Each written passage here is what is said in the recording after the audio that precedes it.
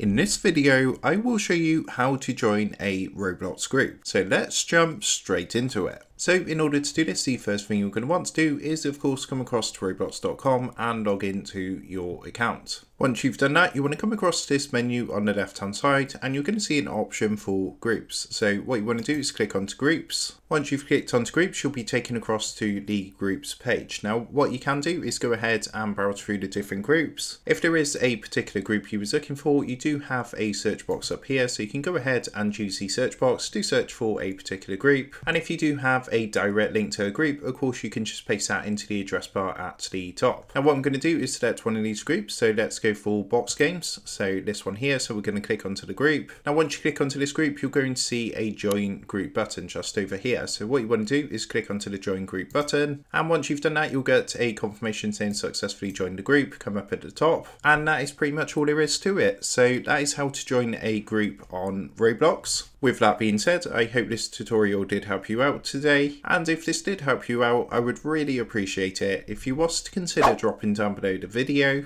leaving a like, and also subscribing to the channel. With that being said, I just want to take a minute to thank you guys for watching this quick tutorial, and I will see you in the next video.